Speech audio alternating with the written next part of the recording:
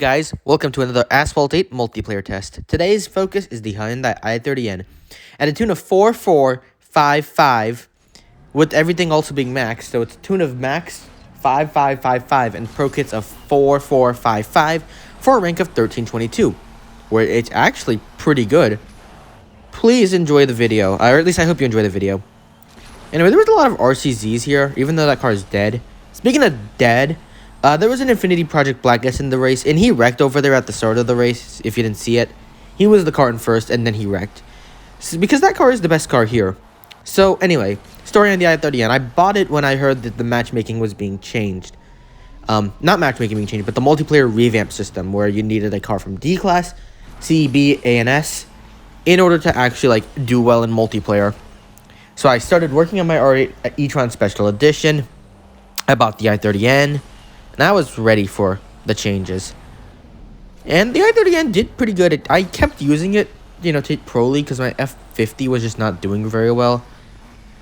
And I think I may have even used it to hit Champion League before because the Carrera GT was just hell until I pro'd it. So yeah, used this car a lot. It was at rank 1264 at a tune of max 5555, if that's not obvious. And in this race, we have a Donkervoort. No, not Donkervoort. We have a Peugeot and an SLK Special Edition. Anyway, back to the tune of the car. It was at a tune of 5555 in max and pro kits of 3333 and ripped the SLK Special Edition. So it was at a rank of 1264 and it stayed there, and then it died because of the matchmaking changes where now it would be facing 1320 cars. So it took me a while to figure out what I was going to do with this car, but I decided recently, hey, I don't really know if 1230 is the best place to race. I mean, it's pretty damn toxic over there and kind of demolition derby. So maybe I'll see if I can tune this i30 to 1320. And I got it to 1317, and I was really scared to apply the last suspension upgrade.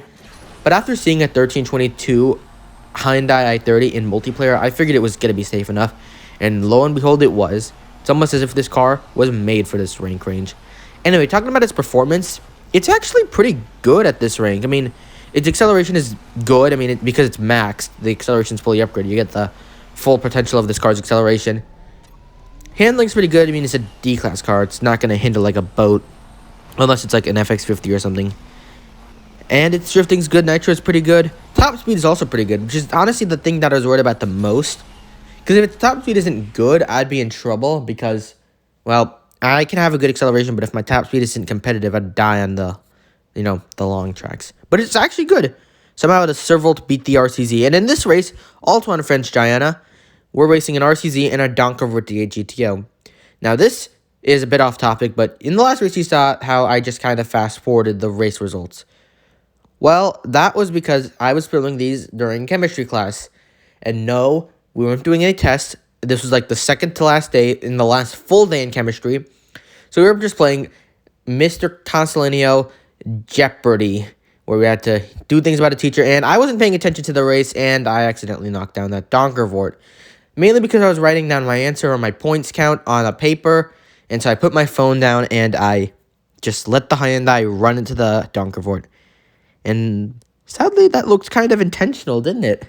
I mean, I just kind of didn't let off the wall. I just stayed there until he got wrecked. But yeah. Sorry, Donkervoort. I was playing Jeopardy about my teacher. So, sorry. Behind us is a Peugeot RCZR. I still don't understand why there was actually still some being used. I get it. It's a relatively cheap car to fully pro, but it's kind of dead. Just, don't use it or get, something better. I mean, he is still right there. That Peugeot is the guy right behind us. So it's not like the car is totally useless. I was going to either say terminally or totally. I went with totally, but it's in, totally. Anyway, we beat him. It's not like the car is useless, but it's not really the greatest either. On this race, we have an SLK and the RCZR. And, yeah, I get pretty scared of this RCZR here. It's pretty aggressive. We're just trading paint. He's not moving off. I don't want to move off to risk, wrecking into something. So we stay on each other. And then finally get ahead because superior top speed. And I guess maybe equal speed recovery. So I finally got ahead of the RCZR. And for him to catch up, I'd have to do something stupid. Well, he's right there behind us, but I am faster, so I'm going to slowly pull away, which is not good for him. I think he'd actually want to win. So yeah, you've seen this car's actually done pretty well at this tune. I mean, I've beaten SLKs with it. I've beaten other tuned cars with it. So it's kind of an underrated car. I mean, this car used to be elite, and it used to be this D-Class King beating the Atom when elite tuning was still in the game. Then they removed elite tuning, and this car died in terms of King. It's still a pretty good car. It was still a pretty good car, but like I just said, it died. It was not useful anymore because, well, it wasn't going to be special multiplayer. Just use the Donkervoort or the Atom, and yada, yada, yada, yada. So we came in first, beating the RCZR and I think there was an SLK in the race who was unboosted. And there we go. I did not check the results because chemistry. So yeah, only beat really that. On to the final race. We have a Donkervoort and SLK Special Edition and an SLK Special Edition. So you've seen this car is actually pretty good. So should you buy it and tune it? Did I just wreck? Yeah, I did, but no, the answer is not yes. You should not. You should buy this. The answer is actually no. Why? Well, I don't know if you noticed, but to buy the Hyundai i30N, it'll cost you about 370,000 Fusion coins. For comparison, the BMW i8 Coupe and the Mercedes-Benz SLK 55 AMG Special Edition cost 170,000 Fusion coins to buy. So you're paying 200,000 Fusion coins more for a car that is still good, but like, just get the i8 or the SLK. I mean, those are cars designed for this rank range, and they will be, even if just a little bit, still better than the i30. I only did the i30 at this tune because I had the car sitting at 1264 and I didn't want it to be useless. If it was stock or if I didn't even have it, I would not have gone with this car. I probably would have just gone with the SLK Special Edition because nostalgia.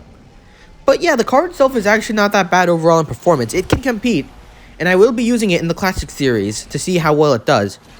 So yeah, it's not a totally useless car, but it's just kind of overpriced. It's kind of like the S-Class 1860s, and by 1860s I mean just the Cento DAC. And actually, really all of them.